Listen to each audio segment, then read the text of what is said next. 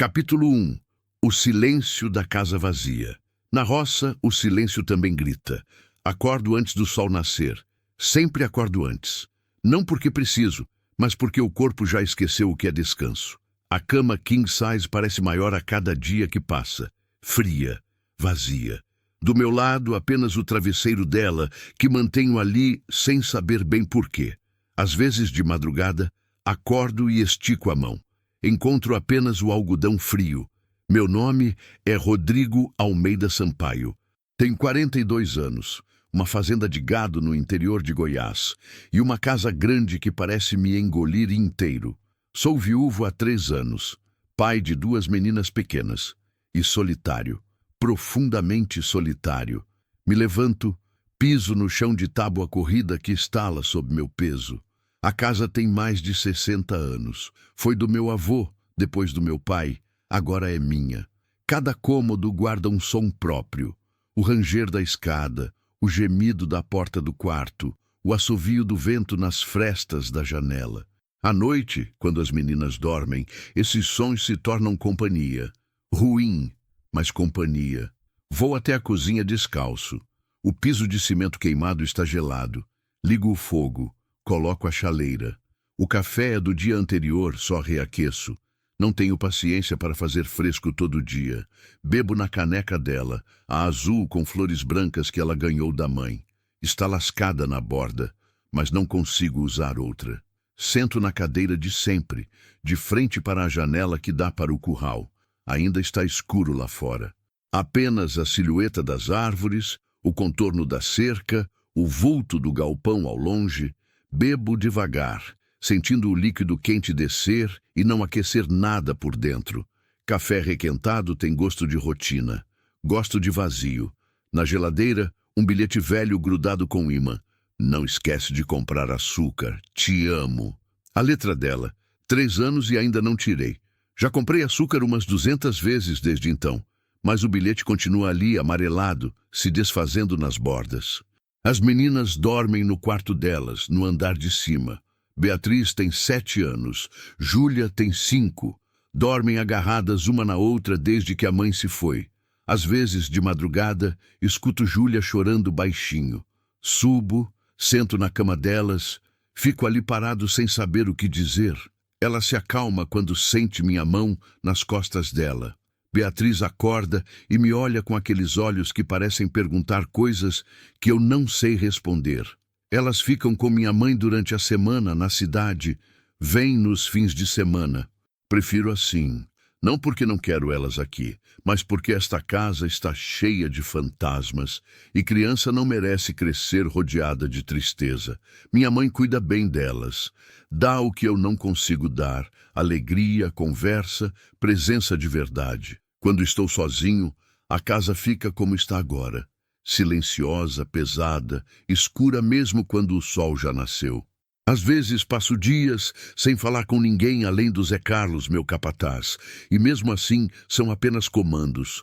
Leva o gado para o pasto 3, conserta a cerca do norte, separa as novilhas prenhas. Palavras que não pedem resposta, não criam vínculo, não doem. Termino o café, lavo a caneca, seco, coloco de volta no armário, sempre no mesmo lugar. Rotina é tudo o que me resta. Visto a roupa de trabalho, calça jeans desbotada, camisa xadrez de manga comprida, botina surrada. No espelho do corredor, vejo o que sobrou de mim. Barba por fazer há 3 dias, cabelo precisando cortar, olhos fundos. Pareço mais velho do que sou. Pareço cansado. E estou. Saio para a varanda. O sol está nascendo, pintando o céu de laranja e rosa sobre os morros ao longe.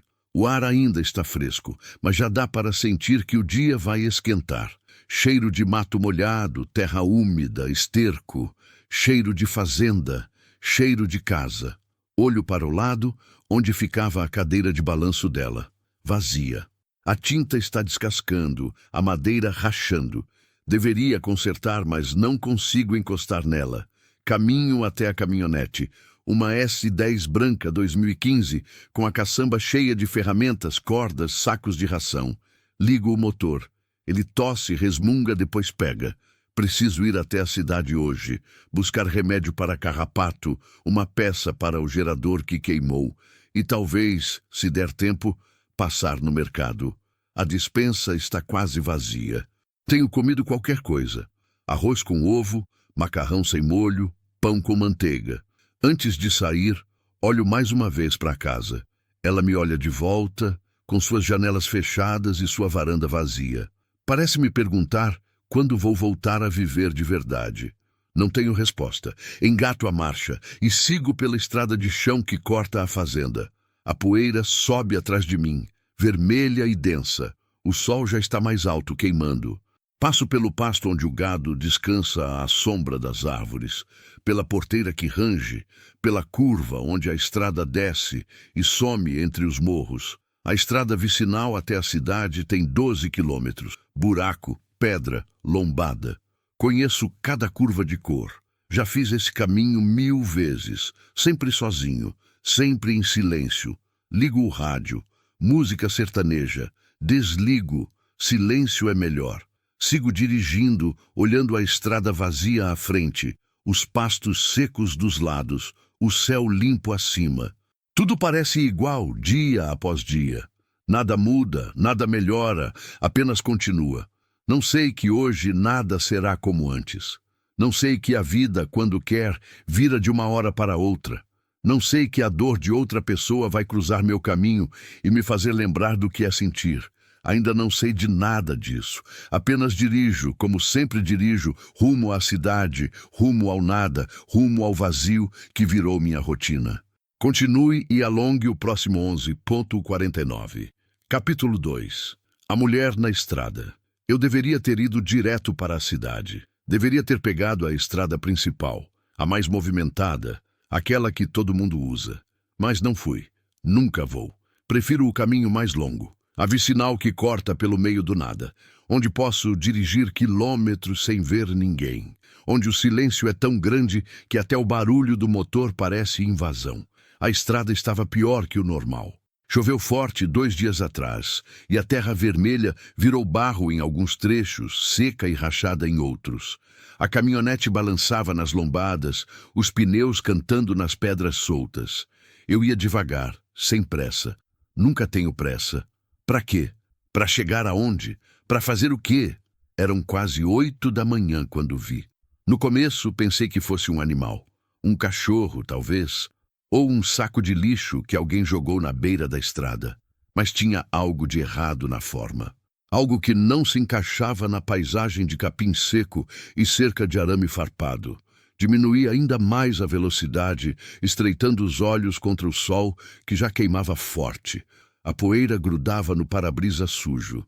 Liguei o esguicho, passei o limpador. A imagem ficou mais clara. Era uma pessoa. Meu pé foi instintivamente para o freio. A caminhonete parou no meio da estrada, levantando uma nuvem vermelha ao redor. Fiquei ali, parado, mãos no volante, coração começando a bater mais rápido. Não era um animal, era uma mulher. Estava caída na beira da estrada, meio encolhida, como se tivesse tentado se proteger de algo e desistido. Usava um vestido claro, sujo de terra e rasgado na barra. Os pés estavam descalços, machucados. O cabelo escuro cobria parte do rosto. Não se mexia. Meu primeiro pensamento foi: está morta. O segundo: não posso deixar ela ali. Desliguei o motor. O silêncio voltou. Pesado. Apenas o canto distante de uma cigarra, o farfalhar do vento no capim seco. Desci da caminhonete devagar, como se o movimento brusco pudesse piorar alguma coisa. Minhas botas afundaram na terra fofa da beira da estrada. Cheguei perto. Ela estava de lado, braços encolhidos contra o peito, joelhos dobrados. Respirava. Eu vi o movimento leve das costas subindo e descendo, alívio e medo ao mesmo tempo. Moça! Minha voz saiu rouca, como se não fosse usada há tempo. E não era mesmo. Nada. Me agachei ao lado dela sem tocar ainda. De perto, vi que era jovem. Muito jovem. Não devia ter mais de 20 e poucos anos. O rosto estava sujo, arranhado, inchado em um dos lados. Tinha um corte no supercílio, já seco, mas ainda vermelho. Os braços tinham marcas roxas, como dedos que apertaram forte. Os pés estavam em carne viva. Senti algo apertar no peito. Uma raiva surda, sem direção. Quem faz isso com alguém? Moça, você me escuta? Toquei de leve no ombro dela. O corpo se enrijeceu na mesma hora, e ela soltou um som abafado, meio gemido, meio grito. Recuei instintivamente. Calma, calma, não vou machucar você. Os olhos dela se abriram de repente, castanhos, arregalados, cheios de terror puro. Me olhou como se eu fosse a pior coisa que podia ter aparecido ali. Tentou se afastar, mas o corpo não obedeceu direito. Caiu de novo, mãos tremendo. Não, não. A voz dela era fina, quebrada. Por favor, não. Ei, ei. Levantei as mãos mostrando que estavam vazias. Não vou fazer nada. Você está machucada. Precisa de ajuda. Ela continuou me olhando. Respiração rápida, descompassada. Suor misturado com terra no rosto. Os olhos indo de mim para a estrada vazia atrás, como se esperasse que alguém mais aparecesse. Está sozinha aqui? Perguntei baixo, devagar. Tem alguém com você? Ela balançou a cabeça, mas não sei se foi resposta ou apenas medo. O que aconteceu? Silêncio. Apenas aquela respiração ofegante, entrecortada. Olhei ao redor. Nada. Apenas a estrada de terra sumindo em curvas para os dois lados, o pasto seco, os morros ao longe, o céu azul sem uma nuvem. Nenhuma outra pessoa. Nenhum carro quebrado. Nenhuma casa por perto. Ela não tinha simplesmente aparecido ali. Tinha vindo de algum lugar. Ou fugido. Escuta, falei ainda agachado, mantendo distância. Não sei o que houve, mas você não pode ficar aqui. Está queimando de sol, você está ferida e desidratada. Precisa de água, de curativo. Deixa eu levar você para a cidade, para o hospital. Não. A primeira palavra clara. Firme, apesar do medo. Não hospital, não cidade. Por quê? Ela não respondeu. Apenas continuou me olhando, como se esperasse que eu entendesse algo que não estava sendo dito. E eu entendi. Ela estava fugindo de alguém, de alguma coisa. Suspirei fundo, passando a mão pelo rosto. Não era problema meu. Não deveria ser. Eu tinha minhas próprias dores, meu próprio peso. Não tinha espaço para carregar mais nada. Mas ali, naquele momento, olhando aquela moça machucada e apavorada na beira da estrada, não consegui simplesmente ir embora. Tá bom, falei devagar. Não vou levar você para a cidade se não quiser, mas preciso levar você para algum lugar. Você vai morrer aqui no sol. Ela hesitou. Vi o conflito nos olhos dela. Medo de mim, medo de ficar, medo de tudo. Tem uma fazenda, continuei. Fica a uns 6 quilômetros daqui. Tem água, comida, você pode descansar. Depois a gente vê o que fazer. Mas aqui não dá. Você mora sozinho? A pergunta me pegou de surpresa. Era esperta, mesmo assustada. Queria saber se havia mais gente, se estaria segura. Tenho 2 filhas, mas elas ficam com a minha mãe durante a semana. Tenho Zé Carlos, meu capataz, mas ele só aparece depois do almoço. De manhã fica só eu mesmo. Vi algo mudar no rosto dela. Ainda tinha medo, mas menos. 2 filhas. Isso parecia significar algo. Não vou fazer nada com você. Repeti mais firme dessa vez. Palavra. Só quero ajudar. O silêncio se esticou entre nós. O sol queimava, uma mosca pousou no braço dela e ela nem percebeu. Estava exausta demais. Tá bom, ela sussurrou por fim. Voz tão baixa que quase não ouvi. Me levantei, oferecendo a mão. Ela olhou para a mão como se fosse uma armadilha, mas depois de alguns segundos, aceitou. A mão dela era pequena, gelada, apesar do calor, trêmula. Ajudei ela a se levantar. As pernas quase não sustentaram. Segurei pelo braço, devagar, e ela deixou. Cada passo até a caminhonete parecia custar tudo que ela tinha. Os pés machucados sangravam de novo na terra quente. Ela mordia o lábio inferior, tentando não demonstrar dor, mas via nos olhos que doía. Doía muito. Abri a porta do carona, ajudei ela a subir. Ela se encolheu no banco, como querendo ocupar o menor espaço possível. Fechei a porta com cuidado e dei a volta. Quando entrei, ela estava olhando fixo para a frente, mãos apertadas no colo. Peguei uma garrafa de água que estava no porta-luvas, ainda gelada da geladeira de casa. Bebe, ofereci. Ela pegou com as 2 mãos, tremendo. Bebeu rápido demais, engasgou, tossiu, parou, respirou, bebeu de novo. Vi a garganta subindo e descendo, os olhos se fechando de alívio. Devagar, falei baixo. Tem mais. Ela parou, segurando a garrafa contra o peito, como se fosse a coisa mais preciosa do mundo. Olhou para mim de novo, dessa vez com menos medo e mais confusão, como se não entendesse por que eu estava fazendo aquilo. Eu também não entendia muito bem. Liguei o motor e voltei para a estrada, agora em direção à fazenda. Ela ficou em silêncio, olhando pela janela, vendo a paisagem passar. Os morros, os pastos, as cercas. Vez ou outra, olhava de relance para mim, rápido, como se verificasse se eu continuava sendo quem eu dizia ser. Como você se chama? Perguntei depois de alguns minutos. Silêncio. Não precisa me contar nada, completei. Só pensei que seria mais fácil se eu soubesse como te chamar. Mais silêncio. Achei que ela não ia responder. Mas então, bem baixinho. Mariana. Mariana. O nome ficou suspenso no ar da cabine entre nós. Rodrigo, respondi. Rodrigo Sampaio. Ela apenas assentiu, voltando a olhar pela janela. Nós 2 seguimos em silêncio pelo resto do caminho. Eu pensando em como tinha saído de casa apenas para buscar remédio e peça de gerador, e agora voltava com uma mulher machucada e apavorada que não queria ir para a cidade nem hospital. Ela, provavelmente pensando em 1000 coisas que eu não podia imaginar, mas que tinham sido ruins o suficiente para deixá-la preferir confiar em um estranho na estrada do que voltar para onde quer que tivesse fugido. Quando a casa apareceu no alto do morro, branca contra o céu azul, vi ela olhar com atenção, estudando cada detalhe, procurando ameaças, procurando saídas. Encostei a caminhonete na frente da varanda. Desliguei o motor.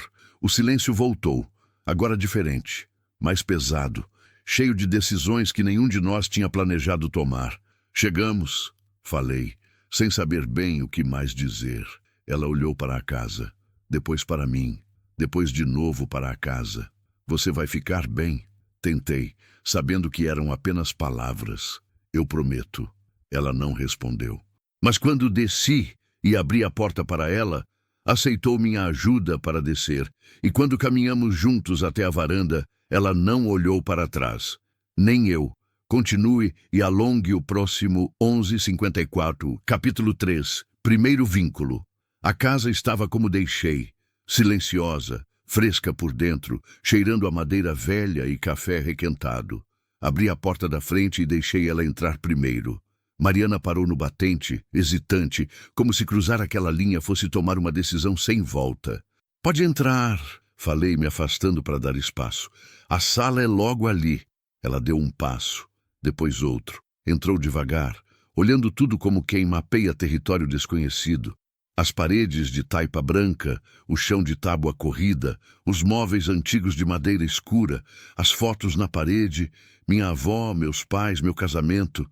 Ela parou diante da foto da minha esposa com as meninas. Suas filhas? Perguntou baixinho. Sim, Beatriz e Júlia. E ela, minha esposa. A palavra ainda doía na boca. Faleceu há 3 anos. Mariana olhou para mim, depois de volta para a foto. Não disse nada, não precisava. Tinha algo no jeito que ela olhava, uma compreensão silenciosa sobre perda, sobre vazio, como se reconhecesse. Senta. Indiquei o sofá. Vou buscar água limpa, pano, remédio. Preciso cuidar desses ferimentos. Ela sentou na beirada do sofá, rígida, mãos ainda apertadas no colo. Não relaxou. Não encostou nas costas. Ficou ali, alerta, como animal que não sabe se está em armadilha ou abrigo. Fui até a cozinha, lavei as mãos, peguei a caixa de primeiros socorros que ficava embaixo da pia. Álcool, gás e esparadrapo, pomada para ferimento. Enchi uma bacia com água morna, peguei toalhas limpas. Voltei para a sala carregando tudo. Ela não tinha se mexido. Coloquei a bacia no chão, na frente dela, e me sentei na mesinha de centro. Mantive distância. Vi a tensão no corpo dela aumentar.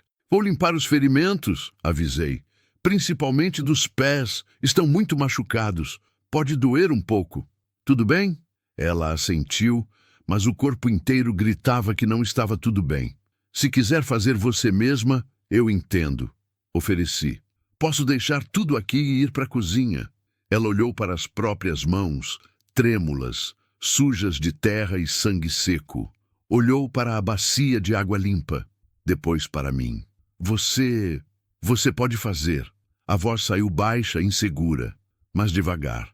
Devagar, repeti como promessa. Me ajoelhei no chão, peguei uma toalha limpa, molhei na água morna. Estendi a mão esperando. Ela levantou o pé direito lentamente e eu segurei com cuidado. O pé estava em carne viva, bolhas estouradas, arranhões fundos, terra grudada em feridas abertas. Tinha andado muito, muito mesmo. Comecei a limpar, toque leve, quase sem pressão. Mesmo assim, ela se encolheu, prendeu a respiração. Vi os dedos apertarem o tecido do vestido. Desculpa, murmurei. Já passa. Trabalhei em silêncio, limpando cada ferimento com paciência. A água na bacia foi ficando suja, vermelha e marrom. Troquei 2 vezes. Limpei os 2 pés, depois as mãos arranhadas, os braços com as marcas roxas de dedos. Não perguntei sobre elas. Não precisava. Eu sabia o que eram. Quando cheguei no rosto, ela travou. Eu tinha molhado um pano limpo para limpar o corte acima da sobrancelha, mas quando aproximei a mão, ela puxou a cabeça para trás instintivamente. Não vou machucar, falei baixo, mantendo a mão suspensa no ar entre nós. Só preciso limpar esse corte. Pode infeccionar. Ela fechou os olhos com força, respirou fundo e assentiu uma vez. Seco, rápido. Limpei o corte devagar. Era mais fundo do que parecia. Devia ter batido em algo, ou alguém tinha batido nela. A mandíbula também estava inchada no lado esquerdo, roxo começando a aparecer. Você vai precisar de gelo aqui, indiquei o rosto. Senão vai inchar mais. Terminei de limpar. Passei pomada antibiótica em cada ferimento. Coloquei gaze nos pés e fixei com esparadrapo. Trabalho simples, básico. Aprendi com a necessidade, cuidando de gado, de empregados acidentados, das meninas quando se machucavam brincando. Nunca pensei que usaria essas habilidades assim. Pronto, falei me levantando. Deve melhorar em alguns dias. Os pés vão doer para andar, mas vou te emprestar chinelos. Ela olhou para os próprios pés enfaixados, como se não acreditasse que ainda os tinha. Obrigada, sussurrou. Agora comida. Você deve estar com fome. Não precisa... Precisa, sim. Cortei, sem rispidez, mas firme. Quando foi a última vez que você comeu? Silêncio. Então é agora. Voltei para a cozinha. Abri a geladeira. Ovos, queijo, manteiga, um resto de arroz. Coloquei o café para esquentar de novo. Fiz ovos mexidos simples. Torrei pão. Passei manteiga. Comida básica, mas era o que tinha. Servi tudo em um prato, coloquei na bandeja com o café com leite, levei para a sala. Quando voltei, ela tinha se movido um pouco no sofá. Ainda na beirada, mas menos tensa.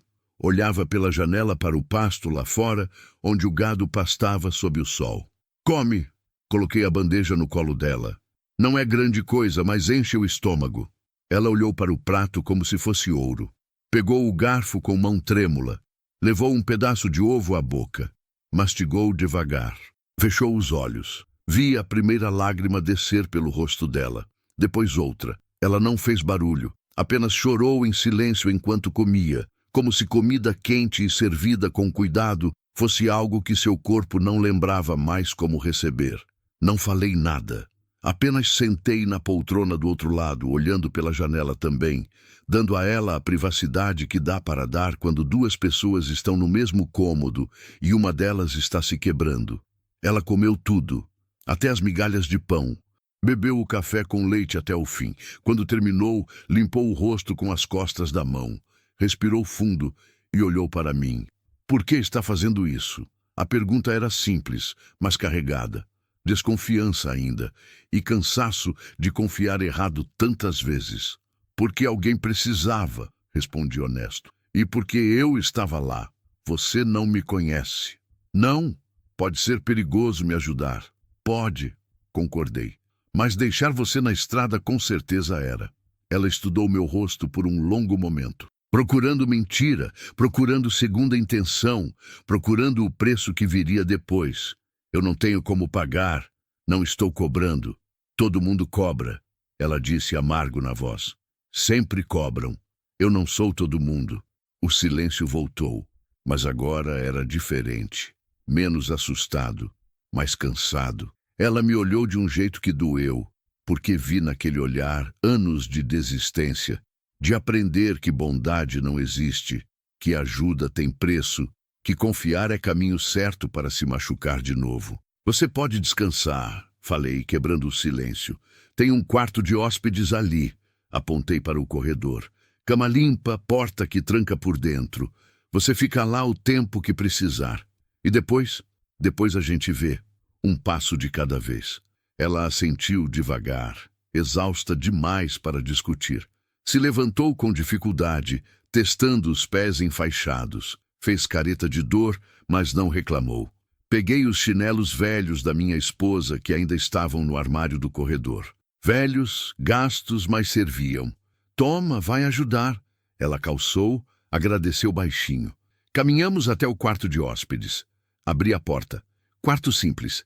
Cama de casal com colcha de retalhos, guarda-roupa de madeira, janela com cortina branca, cheiro de naftalina e tempo. Tem toalha no banheiro se quiser tomar banho. Indiquei a porta ao lado. Água quente funciona. Tem uma roupa limpa que talvez sirva em você, vou deixar na cama. Você não vai... Ela começou, voz tensa de novo. Não, cortei, sabendo o que ela ia perguntar. Vou ficar na sala.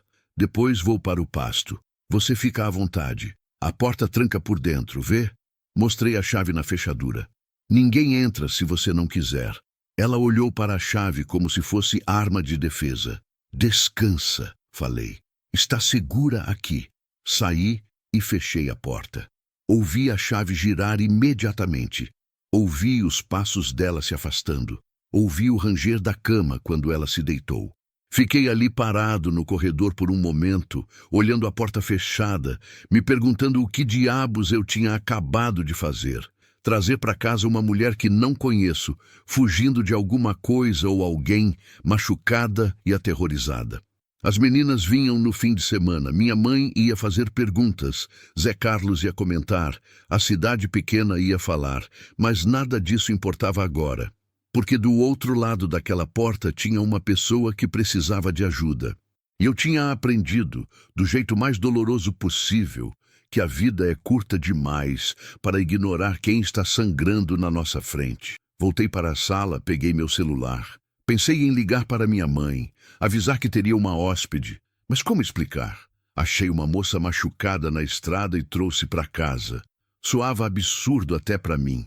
Guardei o celular. Depois eu resolvia isso. Sentei no sofá onde ela tinha sentado. O lugar ainda estava quente. Ainda dava para ver a marca leve no tecido onde ela tinha se apoiado. Olhei pela janela. O sol já estava alto, queimando forte. Devia ser quase meio-dia. Tinha saído de manhã cedo para ir à cidade e agora estava aqui, com uma estranha dormindo no quarto de hóspedes e 1000 perguntas sem resposta na cabeça. O silêncio da casa era o mesmo de sempre, mas algo tinha mudado. Pela primeira vez em 3 anos, eu não estava completamente sozinho. E por mais estranho que fosse, por mais complicado que pudesse ficar, isso não parecia tão ruim assim. Ouvi um som baixo vindo do quarto, um soluço abafado. Ela estava chorando, chorando de verdade agora, sem segurar, sem esconder. Chorando porque finalmente estava em um lugar onde podia. Não fui até lá, não bati na porta. Apenas fiquei sentado na sala, escutando, sendo testemunha silenciosa de uma dor que não era minha, mas que, de alguma forma, agora dividia espaço com a minha. E pensei que talvez seja isso que significa estar vivo de verdade. Não ignorar a dor, não fugir dela, mas sentar ao lado, mesmo quando não pode curá-la, e dizer baixinho: eu estou aqui. Continue e alongue o próximo 11:56. Capítulo 4. Aflição crescente. Mariana dormiu o dia inteiro. Fiquei na sala por 1 hora. Depois fui para a varanda. Liguei para o Zé Carlos. Disse que tinha tido um imprevisto e não ia para o pasto hoje. Ele não perguntou.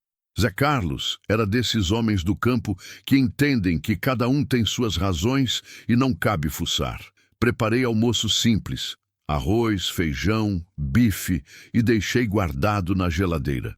Ela ia precisar comer quando acordasse. Fiz café fresco. Organizei a cozinha. Fiquei ocupando as mãos porque a cabeça estava barulhenta demais. Lá pelas 3 da tarde, ouvi a porta do quarto se abrindo. Passos lentos no corredor.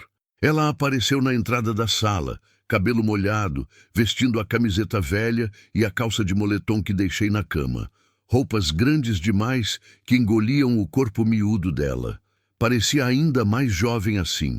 Parecia criança vestida com roupa de adulto. Dormiu bem? Perguntei sem me levantar da poltrona. Não queria assustá-la. Ela assentiu, mas os olhos estavam inchados de tanto chorar. Tem comida na geladeira se quiser. Esquentei agora há pouco. Obrigada. A voz ainda baixa, mas menos trêmula que pela manhã. Ela foi até a cozinha, voltou com o prato aquecido. Sentou no sofá, comeu devagar, em silêncio. Eu fingia ler o jornal velho de 2 dias atrás, mas na verdade observava de relance. Ela comia com cuidado, como quem tem medo que a comida suma ou que alguém tome dela. Cada garfada era planejada, medida. Quando terminou, ficou ali sentada, olhando para o prato vazio no colo, como se não soubesse o que fazer depois. Pode deixar na pia, falei. Eu lavo depois. Ela levou o prato, voltou, ficou de pé no meio da sala, perdida. Senta, indiquei o sofá de novo. Ou volta para o quarto se preferir. Não precisa ficar na sala comigo se não quiser. Não quero ficar sozinha, soltou rápido. Depois pareceu se arrepender da sinceridade, baixou o olhar. Então fica, falei simples. Ela sentou, dessa vez não tão na beirada, um pouco mais para dentro do sofá. Progresso pequeno, mas progresso. Ficamos em silêncio por um tempo. Apenas o barulho do vento na janela, o relógio antigo batendo na parede, uma vaca mugindo longe. As suas filhas vêm quando? Ela perguntou de repente. Fim de semana. Sábado, geralmente. E sua mãe? Ela traz elas. Às vezes fica o fim de semana inteiro, às vezes só almoça e vai embora. Mariana assentiu, processando, calculando, tentando entender quanto tempo tinha. Você vai contar para ela? Perguntou. Sobre mim? Vou ter que contar, respondi honesto. Mas não precisa ser agora, nem amanhã, quando você estiver pronta. E se eu nunca estiver pronta? Aí a gente vê outro jeito. Ela me olhou de novo com aquele jeito de quem não entende por que alguém estaria sendo gentil, sem querer nada em troca. De quem você está fugindo? Perguntei direto, mas sem pressão. Marido? Namorado? O corpo dela ficou rígido na mesma hora. As mãos se fecharam. O maxilar travou. Desculpa, recuei. Não precisa responder. Não era namorado. Ela disse baixinho depois de um longo silêncio. Ia ser casamento. Arranjado, forçado. Senti o estômago revirar. Sua família? Minha tia. Ela me criou depois que minha mãe morreu.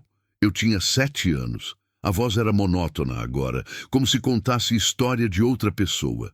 Trabalhei na casa dela desde então. Limpava, cozinhava, lavava roupa, cuidava dos filhos dela. Nunca fui tratada como família. Era empregada que não recebia nada. Ela pausou, respirou fundo, continuou. Mês passado, ela disse que tinha arranjado casamento para mim, com um homem de 45 anos. Conhecido dela, disse que era vantagem, que ele tinha terra, gado, dinheiro, que eu devia agradecer, que era minha chance de não ser peso morto. Você não quis. Eu conhecia o homem, ela disse, e pela primeira vez ouvi raiva na voz. Todo mundo sabia como ele era, como tratava a primeira esposa, que morreu caindo da escada, como bebia, como batia, como tinha fama de ser cruel com mulher e bicho. O silêncio caiu pesado entre nós. Então você fugiu. Tentei conversar, implorei. Disse que trabalhava mais, que não comia, que dormia no chão. Qualquer coisa menos aquilo. Ela limpou uma lágrima que escorria. Ela me bateu. Disse que eu era ingrata. Me trancou no quarto. Disse que o casamento seria no domingo. Domingo, daqui a 5 dias. Foi quando você fugiu. Foi ontem à noite. Ela confirmou. Esperei todo mundo dormir. Pulei a janela. Corri. Não sabia para onde. Só sabia que tinha que sair. Caminhei a noite toda. Peguei estrada de chão porque achei que seria mais difícil me acharem. Ela olhou para os próprios pés enfaixados. Perdi as sandálias no meio da mata. Caí algumas vezes. Quando clareou, não aguentava mais. Sentei na beira da estrada e você apareceu. Eles vão procurar por você. Vão, ela disse, voz tremendo agora. Minha tia vai contar para ele. Ele não vai querer perder o investimento. Ele já tinha dado dinheiro para ela. Gado, coisas. Eu era mercadoria já vendida. A raiva voltou subindo pelo peito. Raiva de gente que eu não conhecia, mas que já odiava. Você está segura aqui, falei firme. Ninguém vai te levar daqui se você não quiser ir. Você não entende, ela balançou a cabeça. Ele tem gente, tem poder na região. Quando descobrir onde estou... Onde você estava quando fugiu? Cidade qual? Próximo de Porangatu, ela disse baixinho. Interior de Goiás mesmo. Porangatu ficava a quase 100 quilômetros dali. Ela tinha caminhado quilômetros na mata, pegado estradas desertas. Era milagre estar viva. Ninguém sabe que você está aqui, falei pensando alto. Você não falou com ninguém, não pediu carona antes. Eu te achei em estrada que quase ninguém usa. Por enquanto você está invisível. Por enquanto, ela repetiu amargo. O resto da tarde passou pesado.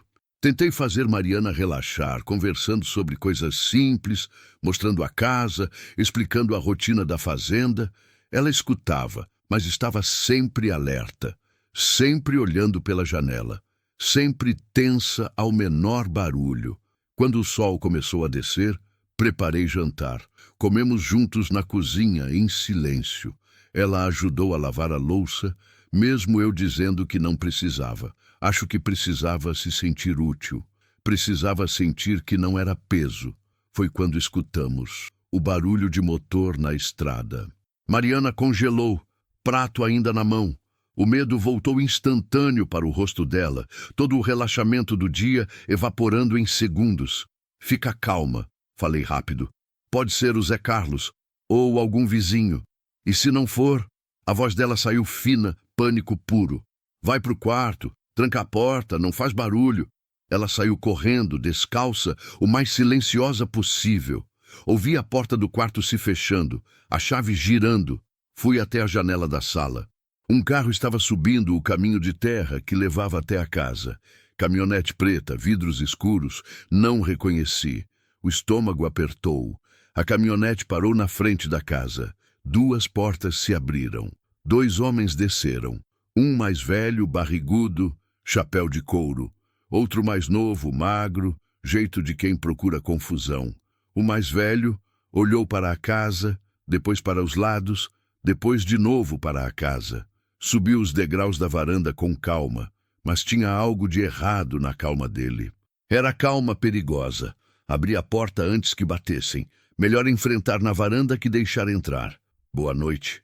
Cumprimentei seco. Posso ajudar? O homem me olhou de cima a baixo. Sorriu, mas não chegou nos olhos. Boa noite, amigo. A voz era grossa, arrastada. Tô procurando uma moça. Fugida. Cabelo escuro, magrinha. Deve estar machucada. Passou por aqui? Não. Menti sem pestanejar. Não vi ninguém. Ele continuou sorrindo. É que disseram que alguém viu uma moça por essas bandas. Estrada vicinal, sabe como é? Ele deu um passo mais perto. A moça é minha noiva. Fugiu do casamento. Tô preocupado. Ela não tá bem da cabeça, entende? Pode se machucar. Cada palavra era mentira mastigada. Eu sabia. Ele sabia que eu sabia. Não vi ninguém, repeti mais frio. E se visse, acho que uma mulher adulta tem direito de ir onde quiser. O sorriso dele morreu. Cuidado com o que fala, amigo. A voz ficou baixa, ameaçadora. Você não quer confusão. Eu só quero a moça de volta. É minha, foi paga. Aqui é propriedade particular, disse, cruzando os braços. E eu já respondi sua pergunta. Não vi ninguém. O homem mais novo deu um passo à frente, mão indo para o cinto. Vi o volume lá. Arma. Meu coração disparou, mas mantive o rosto neutro. O mais velho levantou a mão, parando o comparsa. Me olhou nos olhos, medindo, tentando decidir se valia a pena forçar agora ou voltar depois. Tá bom, ele disse devagar, mas se você vir ela, me avisa. Tirou um cartão amassado do bolso, jogou na minha direção, caiu no chão da varanda. O nome é Arlindo. Qualquer coisa, me liga. Tem recompensa para quem ajudar. Não peguei o cartão. Apenas olhei ele cair. Arlindo sorriu de novo, aquele sorriso podre. Bonita fazenda que você tem aqui, disse, olhando ao redor devagar. Ameaça velada. Seria uma pena se algo acontecesse. Boa noite, falei entre dentes, mão na porta, pronto para fechar. Ele fez sinal para o comparsa. Os dois desceram os degraus, voltaram para a caminhonete. Mas antes de entrar, Arlindo olhou mais uma vez para a casa, para as janelas, como se soubesse. Entraram no carro. O motor ligou. Desceram a estrada levantando poeira. Fiquei ali parado, mão ainda na porta, coração martelando no peito, respiração curta. Esperei até o barulho do motor sumir completamente. Só então fechei a porta. Tranquei. Algo que raramente fazia. Fui até o quarto de Mariana. Bati leve. Sou eu. Já foram. A porta se abriu devagar. Ela estava pálida, olhos arregalados, tremendo inteira. Era ele, sussurrou. Era. Ela desabou. Literalmente desabou. As pernas falharam e ela caiu de joelhos ali no corredor, soluçando, mãos tapando a boca para abafar o som. Me ajoelhei ao lado dela sem tocar, sem invadir. Ele sabe, ela chorava. Ele sabe que estou aqui. Ele desconfia, corrigi, mas não tem certeza. E mesmo que tivesse, não pode fazer nada. Não deixo. Você não entende. Ela me olhou, lágrimas descendo, desespero cru. Ele não desiste. Ele nunca desiste. Ele vai voltar. Vai trazer mais gente. Vai. Ei! Segurei ela pelos ombros. Firme, mas gentil. Olha para mim. Olha. Ela olhou, respiração em espasmos. Você está segura aqui, eu prometo. Ele não encosta um dedo em você. Entendeu? Como? Como você vai me proteger dele? Era boa pergunta. E eu não tinha resposta completa. Apenas convicção. Não sei ainda, admiti. Mas a gente vai dar um jeito. Juntos. Ela me olhou como se eu fosse louco, e talvez eu fosse. Talvez tivesse acabado de me meter em confusão maior que podia mastigar. Talvez devesse ter deixado ela na estrada, ou levado para a delegacia, ou para qualquer outro lugar que não minha casa. Mas não tinha feito isso. E agora ela estava aqui, chorando no corredor da minha casa, apavorada e sozinha, com um homem cruel à sua caça. E eu tinha dado minha palavra que ia protegê-la. Ajudei ela a se levantar, levei de volta para o quarto. Dorme, falei. Amanhã a gente pensa no que fazer. E se ele voltar de noite? Eu fico acordado, prometi. Durmo de ouvido aberto de qualquer jeito. Qualquer barulho, eu acordo. Ela assentiu, mas vi que não ia dormir, nem eu. Fechei a porta do quarto dela. Peguei a espingarda velha do meu pai que ficava guardada no armário do corredor. Não usava fazia anos. Limpei, carreguei, deixei apoiada na parede perto do sofá. Sentei na poltrona da sala, de frente para a porta, e esperei. A noite caiu pesada lá fora. Sem lua, sem estrelas, apenas escuridão e o som dos grilos. Cada barulho era amplificado. Cada estalo da casa velha, cada vento na janela, cada mugido distante do gado. Fiquei ali, arma ao lado, olhos atentos, protegendo, esperando, pronto para a aflição que sabia que ainda estava por vir. Continue e alongue o próximo Umboze 59. Capítulo 5. Memórias e feridas. A noite foi longa, mais longa que qualquer outra que eu lembrava. Fiquei na poltrona até o corpo doer. Depois levantei e andei pela casa. Verifiquei todas as portas, todas as janelas, tudo trancado. A espingarda sempre por perto, carregada, pronta. Nunca pensei que precisaria dela assim. Meu pai sempre dizia que arma em casa era para defesa, última instância, quando não há mais nada a fazer. Olhei para ela apoiada no sofá e entendi o que ele queria dizer. Você só pega uma arma quando já decidiu que vai até o fim. Lá pelas 2 da manhã, ouvi passos leves no corredor. Peguei a espingarda por reflexo, mas guardei quando vi Mariana aparecer na entrada da sala. Ela vestia a camiseta e calça que dei, os pés enfaixados, cabelo solto. Parecia ainda mais jovem na penumbra. "Não consegue dormir?" Perguntei baixo. Ela balançou a cabeça. Eu também não. Ela ficou ali parada, indecisa, até que finalmente perguntou: "Posso ficar aqui, na sala?" "Não, não quero ficar sozinha no quarto." "Claro." Ela sentou no sofá, puxando as pernas para perto do corpo, se encolhendo. Ficamos em silêncio por um tempo.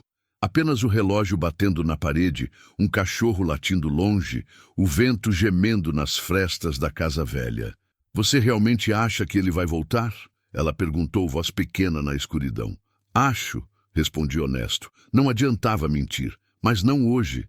Ele veio dar uma olhada, testar, ver se eu mentia, se ficava nervoso. Agora ele vai pensar, planejar, mas vai voltar. E quando voltar? Quando voltar, a gente já vai estar preparado.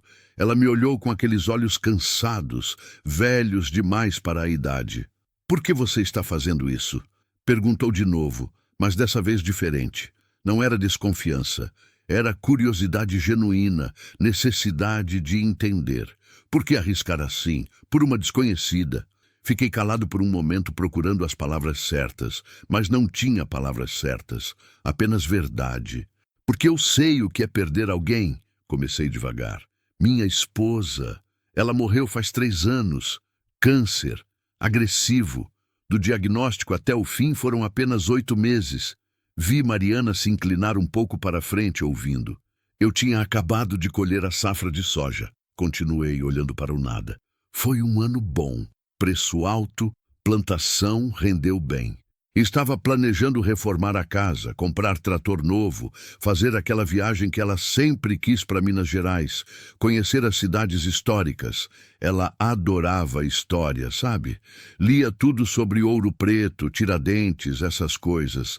Juntava revista, imprimia foto da internet. Parei, respirei fundo. Aí ela começou a sentir umas dores. Nada demais no começo. Dor nas costas, cansaço. A gente achou que era da rotina, da correria com as meninas, mas foi piorando. Quando finalmente convenci ela a ir no médico, já tinha se espalhado. Pulmão, fígado, osso. Mandaram a gente para Goiânia, depois São Paulo. Mas não tinha o que fazer. Só esperar. Mariana não disse nada. Apenas escutou. Ela morreu aqui em casa. Continuei, voz ficando mais grossa. Não quis morrer no hospital. Quis morrer na cama dela, olhando pela janela para o pasto, onde a gente se conheceu. Eu segurei a mão dela até o fim. As meninas estavam dormindo no quarto ao lado. Ela me fez prometer que ia cuidar delas, que ia ser forte, que não ia deixar a tristeza me engolir. Limpei o canto do olho, onde uma lágrima teimosa insistia. Mas não consegui. Não fui forte. Mandei as meninas para a casa da minha mãe, porque não aguentava olhar para elas sem lembrar dela. Elas têm os olhos dela, o jeito dela. Comecei a trabalhar feito louco, do amanhecer até a noite, só para cansar o corpo e não ter que pensar. Essa casa virou mausoléu. Tudo dela ainda está aqui, exatamente onde ela deixou. Livros, roupas, chinelos, caneca, não mexi em nada. Vivo no meio das coisas dela como fantasma na própria vida. Olhei para Mariana. Você perguntou por que eu estou fazendo isso? Não sei explicar direito, mas quando te vi na estrada, machucada, sozinha, fugindo de algo terrível, eu pensei que se fosse ela, se minha esposa tivesse precisado de ajuda de um estranho, eu ia querer que esse estranho parasse, que ajudasse. que não deixasse ela morrer sozinha de medo. Mariana limpou os próprios olhos agora. E talvez, continuei voz baixa, talvez eu precise disso também. Fazer alguma coisa que importe. Ajudar alguém que precisa. Sentir que ainda sirvo para alguma coisa além de sobreviver. O silêncio voltou, mas era silêncio diferente agora.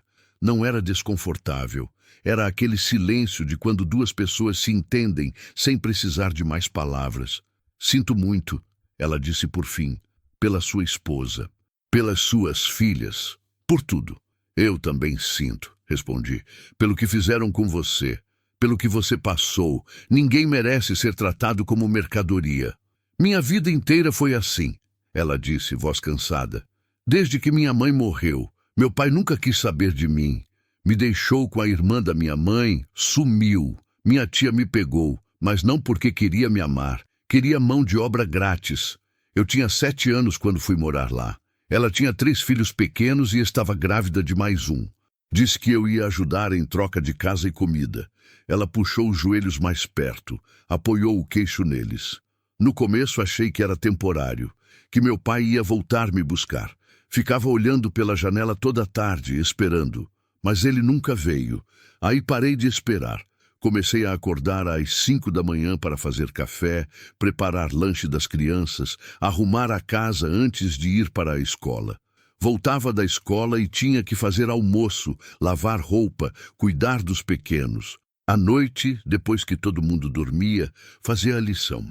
Sua voz era monótona, como quem conta algo que contou tantas vezes na cabeça que perdeu a emoção. Minha tia não gostava quando eu tirava nota boa. Dizia que estava perdendo tempo com estudo, que menina pobre não precisava de diploma, precisava de marido. Quando fiz 15 anos, me tirou da escola. Disse que já sabia ler e escrever, que era o suficiente. Passei a trabalhar tempo integral na casa dela. Limpava, cozinhava, lavava, passava, cuidava dos filhos dela que me tratavam como empregada. Ninguém falava obrigado, ninguém falava por favor, apenas mandavam. Ela pausou, respirou fundo. Apanhei muito. Não todo dia, mas quando ela bebia, ou quando o marido dela estava nervoso com alguma coisa, ou quando eu quebrava algo, ou queimava a comida, ou não fazia rápido o suficiente. Cinto, chinelo, cabo de vassoura. Uma vez, ela me bateu tanto que fiquei 3 dias sem conseguir levantar. Disse que tinha caído da escada. Ninguém perguntou, ninguém se importou. Sentia raiva voltar, queimando no peito. Raiva de gente que machuca quem é mais fraco, quem não pode se defender. Quando fiz 20 anos, continuou, comecei a achar que ia ser assim para sempre, que ia morrer naquela casa, velha e sozinha, depois de passar a vida inteira servindo gente que me odiava. Aí minha tia arranjou o casamento. Chegou em casa um dia, toda animada, dizendo que tinha encontrado um marido para mim, que era homem de bem, fazendeiro, tinha dinheiro, que eu devia estar agradecida. Mas você sabia a verdade sobre ele. Todo mundo sabia, ela disse amargo. Ele era conhecido na região, Arlindo Ferreira. Tinha fazenda grande, muito gado, muito dinheiro. Mas também era conhecido por ser cruel. A primeira esposa morreu em circunstâncias estranhas. Dizem que ele batia nela, que quebrou o braço dela 2 vezes, que ela vivia com medo. Quando ela morreu, ele disse que foi acidente, que ela caiu da escada. Polícia nem investigou direito. Dinheiro compra silêncio. Ela limpou mais lágrimas. Eu implorei para minha tia, de joelhos. Chorei, implorei. Prometi que trabalhava mais, que não comia, que dormia no chão. Qualquer coisa menos aquilo. Ela me bateu. Disse que eu era ingrata, que não tinha escolha, que era isso ou a rua. Disse que o Arlindo já tinha dado parte do dinheiro, alguns bois, sacas de ração. Que o negócio estava fechado. Você era a mercadoria. Exatamente, ela confirmou, voz quebrando. 21 anos de idade. E minha vida valia alguns bois e sacas de ração. Ficamos em silêncio de novo. Eu processando tudo que ela tinha contado. Ela provavelmente aliviada de finalmente ter contado para alguém. Por isso que você fugiu. Falei baixo. Por isso que eu fugi. Esperei até todo mundo dormir. Pulei a janela do quarto. Corri. Não tinha plano, não tinha dinheiro, não tinha nada. Apenas o vestido que estava usando e as sandálias nos pés. Corri até não aguentar mais. Quando perdi as sandálias, continuei descalça. Quando cai e machucei o pé, continuei mancando. Porque voltar era morte. Não morte rápida, mas morte devagar. Dia após dia, sendo espancada, humilhada, usada. Ela me olhou nos olhos. Quando você me encontrou na estrada, eu tinha desistido. Não tinha mais força para continuar. Estava esperando morrer ali mesmo, no sol, sozinha. Pelo menos seria morte livre. Aí você apareceu, e você confiou em mim. Não tive escolha, ela disse honesta, mas no fim, acho que foi a melhor decisão que já tomei. Olhei para ela ali, encolhida no sofá, ferida, mas ainda lutando, quebrada, mas ainda de pé, e vi minha esposa. Não fisicamente, mas vi a coragem, a força, a recusa em desistir mesmo quando seria mais fácil. A gente vai encontrar um jeito, prometi de novo. Não sei como ainda, mas vai ter um jeito de te manter segura, de te tirar das garras dele. Eu prometo. Você não pode prometer isso, ela disse tristemente. Você não conhece o Arlindo. Ele tem dinheiro, tem gente, tem poder, pode subornar polícia, comprar silêncio, fazer o que quiser. Pode ser, concordei, mas eu tenho uma coisa que ele não tem. O quê? Razão para lutar que não é dinheiro. Ela deu um sorriso pequeno, triste, mas sorriso. Você é louco, sabia? Provável, concordei. Minha mãe sempre diz isso. Ficamos conversando até o céu começar a clarear. Ela me contou mais sobre a infância difícil, sobre a mãe que adorava e perdeu cedo demais, sobre o pai que nunca quis saber dela. Eu contei sobre as meninas, sobre como tinha medo de não ser pai bom o suficiente, sobre como a fazenda era tudo que restava da minha família. Quando o primeiro raio de sol entrou pela janela, Mariana tinha encostado a cabeça no braço do sofá, olhos finalmente fechados, respiração mais calma. Dormi sentado ainda, mas um sono mais tranquilo. Peguei o cobertor que estava no encosto da poltrona, cobri ela com cuidado. Ela nem se mexeu. Fui até a cozinha, fiz café fresco, preparei o dia, mas a cabeça estava trabalhando em outra coisa, em como proteger ela, em como enfrentar um homem rico e poderoso que achava que tinha comprado direitos sobre uma vida humana. Não tinha resposta ainda, mas ia encontrar, porque pela primeira vez em 3 anos eu tinha algo para lutar além de apenas sobreviver. Tinha alguém para proteger. Isso, descobri, fazia toda a diferença. Continue e alongue o próximo 12/18, capítulo 6, virada decisiva. O sol já estava alto quando Mariana acordou. Eu tinha deixado ela dormir no sofá, coberta com o cobertor, enquanto fazia a ronda pela fazenda. Precisava checar o gado, conversar com Zé Carlos e, principalmente, pensar. Voltei para casa por volta das 10. Ela estava sentada à mesa da cozinha, cabelo preso num rabo de cavalo torto, tomando café com pão que tinha esquentado. Quando me viu entrar, seu rosto se iluminou um pouco, mas o medo ainda estava lá, sempre lá, como sombra que não sai. Dormiu bem? Perguntei, lavando as mãos na pia. Melhor que ontem, ela admitiu. Obrigada por me deixar dormir na sala. Pode dormir onde se sentir mais segura. Me servi de café. Sentei na frente dela. Ficamos em silêncio por um momento. Apenas o barulho das xícaras, das colheres, do vento batendo na janela da cozinha. Estive pensando. Comecei, escolhendo as palavras. A gente precisa de um plano.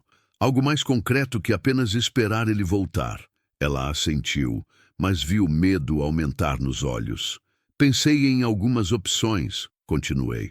Primeira, ir na polícia. Registrar boletim de ocorrência, denunciar ele por perseguição, ameaça, pedir medida protetiva. Não vai funcionar. Ela cortou rápido. Já te disse, ele tem contatos, conhece delegado, promotor, juiz. Minha tia vai dizer que sou louca, que fugi sem motivo, que ele é homem de bem. Vão mandar eu voltar. Eu sabia que ela estava certa. Cidade pequena funciona assim. Poder e dinheiro falam mais alto que justiça. Segunda opção, continuei, te levar para longe daqui. Goiânia, Brasília, São Paulo, lugar grande onde você pode recomeçar, onde ele não te encontra. Com que dinheiro? Ela perguntou baixo.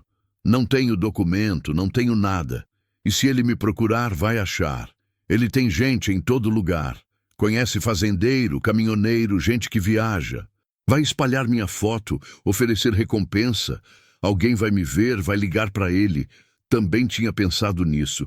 Fugir resolve temporariamente, mas não resolve de verdade. Terceira opção. Falei mais devagar agora, porque essa era a mais louca de todas. A gente se casa. Mariana me olhou como se eu tivesse falado em língua estrangeira. O quê? No papel, expliquei rápido. Casamento civil. Você vira minha esposa oficialmente.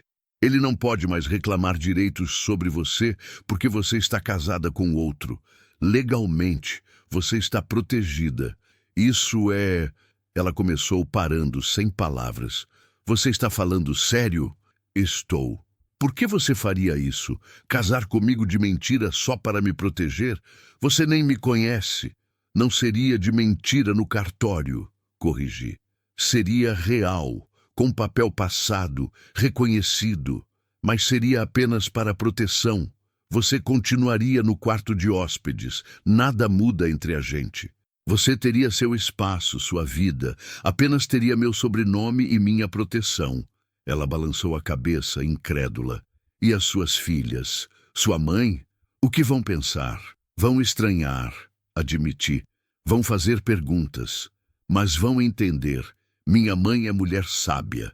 Vai ver que é coisa séria, que você precisa de ajuda. As meninas são pequenas ainda. Vão só ficar felizes de ter alguém em casa de novo. Rodrigo, ela disse meu nome pela primeira vez. Voz cheia de emoção. Isso vai mudar sua vida inteira. Você vai ficar amarrado a uma estranha. E se você conhecer alguém, e se quiser recomeçar de verdade, ninguém vai ficar amarrado, respondi firme. Se um dia você quiser ir embora, ou se eu precisar seguir em frente, a gente desfaz. É papel, papel se rasga, se anula. O importante agora é te manter viva e segura. Ela ficou me olhando por longo tempo. Olhos marejados, boca tremendo. Por quê? Perguntou de novo. Mas dessa vez a pergunta era diferente. Era admiração, confusão, gratidão, tudo misturado. Por que alguém faria isso por mim? Porque é o certo, respondi simples. E por que, se eu não fizer, quem vai? As lágrimas finalmente caíram. Ela escondeu o rosto nas mãos, soluçando baixinho. Esperei, deixando ela sentir. Deixando ela processar. Quando se acalmou, limpou o rosto com a manga da camiseta, respirou fundo. Se a gente fizer isso, ela começou, voz trêmula. Eu prometo que não vou ser peso. Vou ajudar na casa, na cozinha, no que precisar. Não vou ficar de braços cruzados enquanto você me sustenta. Não é sobre isso, comecei, mas ela levantou a mão. É sim, para mim é. Ela me olhou firme agora. Determinação misturada com medo. Passei a vida toda sendo tratada como nada, como objeto, como empregada, como mercadoria. Se você vai fazer isso por mim, eu preciso saber que sou útil, que tenho valor, que posso contribuir com alguma coisa. Entendi. Ela precisava disso. Precisava sentir que tinha propósito, que não era caridade, que não era peso morto. Tudo bem, concordei. Mas você decide o que quer fazer e quando, sem pressão, sem cobrança. Ela assentiu aliviada. Então, a gente faz isso? Perguntou ainda incrédula. A gente realmente se casa? Se você quiser, respondi. Mas tem que ser logo. Hoje, amanhã no máximo. Antes dele voltar. Antes de complicar mais. Como? Não precisa de tempo, de documento, de publicação? Precisa. Admiti.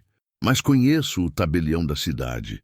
Estudamos juntos. Perdeu a esposa no mesmo ano que eu. A gente se entende. Posso ligar para ele, explicar a situação, ver se ele agiliza. E se ele não quiser, ele vai querer. Falei confiante. Jairo é gente boa. Vai entender. Peguei o celular, liguei, tocou 3 vezes antes dele atender. Rodrigo. A voz surpresa do outro lado. Quanto tempo, rapaz? Oi, Jairo. Preciso de um favor. Urgente. Fala. Expliquei a situação. Não todos os detalhes, mas o suficiente. Mulher em situação de risco, precisando de proteção legal, casamento rápido, papel que valesse na justiça. Jairo ficou quieto do outro lado, ouvindo. Quando terminei, ele suspirou fundo. Isso é sério, Rodrigo? Você tem certeza do que está fazendo? Tenho. Vai ter consequência. Cidade pequena fala. Gente vai comentar. Deixa comentar. Outra pausa. Então, tá bom. Traz ela aqui hoje à tarde. 3 horas. Vou ter os papéis prontos. Preciso de documento dela, RG, CPF. Ela tem. Então, até às 3. Desliguei. Olhei para Mariana, que tinha ouvido tudo. Olhos arregalados. Às 3 da tarde. Informei. A gente se casa. Ela soltou um riso nervoso, incrédulo. Isso é loucura. Provavelmente. Concordei. Mas é a loucura mais sensata que eu já fiz. O resto da manhã passou em preparação estranha. Mariana tomou banho, vestiu a única roupa limpa que tinha, a calça de moletom e camiseta que emprestei. Não tínhamos roupa de casamento, flores, convidados, não tinha nada do que casamento deveria ter. Mas também não era casamento de verdade. Era tábua de salvação com papel passado. 12:00, o Zé Carlos apareceu. Homem de 50 e poucos anos, pele curtida do sol, mãos calejadas de trabalho. Parou na varanda, tirou o chapéu quando viu Mariana. Patrão, cumprimentou, olhando de mim para ela com curiosidade mal disfarçada. Zé, essa é a Mariana. Apresentei. Vai ficar aqui por um tempo. Ele assentiu devagar, medindo. Prazer, moça. Prazer, ela respondeu baixinho. Zé, chamei a atenção dele. Pode ser que apareça gente aqui procurando por ela. Se aparecer, você não viu nada, não sabe de nada. Entendeu? Ele me olhou sério agora. Problema? Pode ser. Ele colocou o chapéu de volta, assentiu firme. Não vi nada, não sei de nada. Repetiu. E se aparecer, eu aviso o senhor antes. Obrigado. Ele foi embora. Mariana soltou o ar que estava segurando. Ele é de confiança? Perguntou. Com a minha vida, garanti. Trabalha aqui faz 20 anos. É como família. Às 2:30 subimos na caminhonete. Mariana estava tensa, mãos apertadas no colo, olhando a estrada como se esperasse a caminhonete preta aparecer a qualquer momento. Respira, falei baixo. Vai dar certo. E se alguém me reconhecer na cidade? Sua tia mora em Porangatu, você disse. É longe daqui. Ninguém te conhece aqui. Mas vi que ela não se convenceu. O medo estava enraizado fundo demais. Chegamos no cartório 2:55. Prédio velho, pintura descascada, cheiro de papel antigo. Jairo nos esperava na porta, paletó marrom, gravata torta, óculos de leitura pendurado no pescoço. Rodrigo! Cumprimentou com um abraço apertado. Depois olhou para Mariana. Você deve ser a noiva. Sou, ela respondeu. Voz firme, apesar do medo. Entrem. Ele fez sinal. Vamos resolver isso rápido. Entramos no cartório. Sala pequena. Mesa de madeira pesada. Prateleiras cheias de livros de registro. Cheiro de mofo e tinta. Jairo já tinha os papéis prontos. Organizados. Documento, pediu para Mariana. Ela tirou o RG velho do bolso. Ele pegou, conferiu, anotou os dados. Depois pegou o meu. Preencheu formulários, carimbou, assinou. Vocês têm certeza disso? Perguntou, olhando para os dois. Casamento não é brincadeira, mesmo que seja por proteção, é contrato legal. Tem peso? Temos certeza, respondi. Ele assentiu, empurrou os papéis para nós. Assinem aqui, e aqui, e aqui. Assinamos, minha letra firme, costumeira. A dela trêmula, insegura. Quando terminamos, Jairo carimbou tudo de novo, separou as vias, nos entregou uma certidão. Pronto, ele disse. Vocês estão oficialmente casados. Mariana Teresa da Silva Sampaio. Ela olhou para o papel, para o nome novo, e algo mudou no rosto dela. Não era alegria, era alívio. Era segurança. Era identidade. Obrigado, Jairo. Agradeci, apertando a mão dele. Cuidado, Rodrigo. Ele disse baixo, só para eu ouvir. Homem poderoso com ego ferido é perigoso. Eu sei. Saímos do cartório. Mariana segurava a certidão contra o peito como se fosse escudo. E era, de certa forma. No caminho de volta, ela finalmente falou. Agora, eu sou sua esposa. No papel, lembrei. Mas legalmente, ele não pode mais me reclamar. Não pode dizer que fui prometida a ele. Estou casada com outro. Exatamente. Ela olhou pela janela, para os morros que passavam, para o céu que começava a ganhar tons de laranja. Obrigada, ela disse baixinho, por tudo, por me achar, por me trazer para casa, por me proteger, por isso, por me casar comigo quando ninguém mais no mundo faria. Não precisa agradecer, respondi. A gente se protege, é o que a gente faz agora. Ela sorriu, pequeno, triste, mas verdadeiro. A gente, repetiu, testando as palavras. Faz tempo que não tenho um agente. Agora tem. Chegamos em casa quando o sol já tocava o horizonte. Entramos juntos, ela com a certidão ainda na mão, eu com sensação estranha de que tinha acabado de mudar o rumo de tudo. Mariana foi para o quarto. Voltou minutos depois com olhos menos pesados. Vou fazer o jantar, anunciou. Sei cozinhar bem. Minha mãe me ensinou antes de morrer. Não precisa... Preciso. Ela cortou, mas sem rispidez. Deixa eu fazer isso. Por favor, deixei. Ela cozinhou arroz, feijão, fritou carne, fez farofa. Cheiro de comida caseira encheu a casa, algo que não sentia fazia 3 anos. Sentamos juntos à mesa, comemos em silêncio confortável. Quando terminamos, ajudei a lavar a louça.